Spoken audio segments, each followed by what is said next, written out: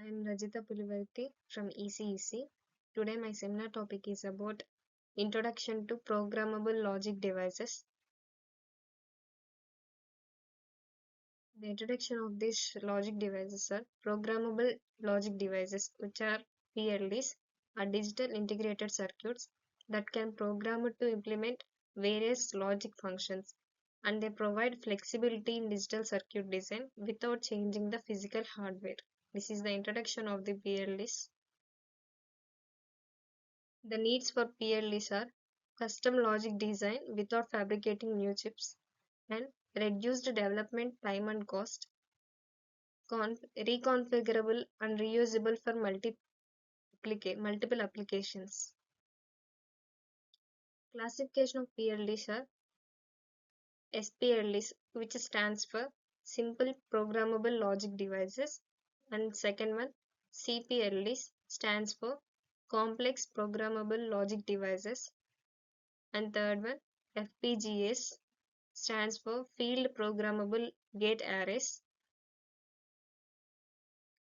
Here, first one, Simple Programmable Logic Devices SPLDs, which includes PROM, PLA, and PAL, used for small scale logic implementation, form the foundation of larger programmable systems. In this, the first one is PROM, which stands for Programmable Read Only Memory. It is known as one-time read-only memory, and it has fixed AND gate and programmable OR gate, which is used for implementing combinational logic.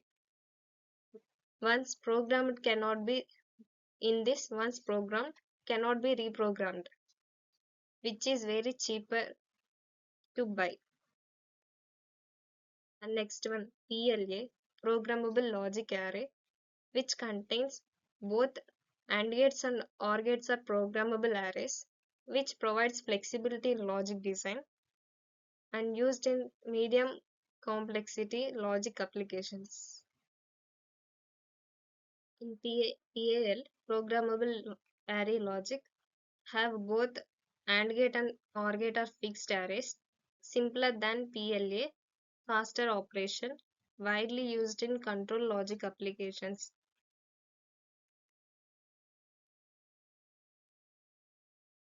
And the next one, CPLDs, which stands for Complex Programmable Logic Devices. It combines of multiple SPLDs on a single chip, provide moderate logic capacity. And the next point is each block contains programmable interconnections. And the next concept, FPGAs, which stands for Field Programmable Gate Arrays. It contains configurable logic blocks, CLBs, and interconnects used for high performance and complex digital designs and can be reprogrammable multiple times. Comparison of PLDs. As we studied about the SPLD, CPLD, and FPGA, now we compare it. As we know, SPLD is simple, low cost, limited capacity. CPLD is medium complexity, faster connections, and FPGA is high logic capacity, most flexible. The examples of PLDs. Here goes some examples of PLDs. First, SPLD. The example of SPLD is 22V10 GAL PAL16L8. And the example of CPLD XILINX XC9500 Altera Max 700. And the example for FPGA XILNX XILINX Spartan Intel Cyclone. These are the examples of PLDs. And the applications of the PLDs are it is mainly used in digital signal processing DSP and also in control systems and embedded designs, all the electronic things, and in also communication systems, automotive electronics, and industrial automation. The applicants of PLDs are mainly used in these systems, electronics, and automations.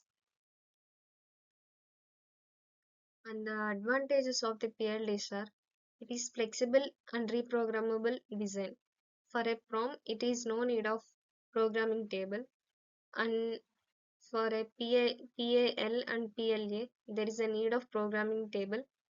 For a PROM, it is a flexibility is less, and for PLA, the flexibility is, I'm sorry, for the PAL, the flexibility is moderate, and for PLA, the flexibility is more. That's what the first point indicates. And the second one, reduced prototyping time. It reduces the time while we doing the designing. And third one, suitable for rapid development and testing. These are the advantages of PLDs. And there are some disadvantages of PLDs as they follows. First one, higher cost for small scale production. It may leads to very high cost, and the people cannot afford it. And the second one, requires specialized design tools not found in the many areas. It requires a specialized design tools which are unavailable in the markets. And third one, complex programming for advanced PLDs. These are the disadvantages of PLDs. Here comes the conclusion of the PLDs. Once we rather through the whole thing, the PLD stands for Programmable Logic Devices, which mainly consists of PROM, PAL, and PLDs. I'm sorry, PLAs. For a PROM, it it is a one-time read-only memory and a fixed OR gate and programmable AND gate. Only the Boolean expressions that in standard SOP without any kind of don't case, and its flexibility is less and no need of programmable table. And next, PAL, which is a array logic, stands for programmable array logic. It consists of a fixed OR gate and programmable AND gate, and then the Boolean functions that are in SOP form can implement in this. Its flexibility is moderate, and the cost of the PALs are moderate, which can be afford anyway. And it is a need of having programmable table in PALs. And the next, PLAs stands for programmable logic array. In PLAs, it consists of pro, both AND gate and OR gate in programmable condition, and the flexibility of the PLAs are more, and the Boolean functions that are in SOP form can implement in this, and the flexibility is more.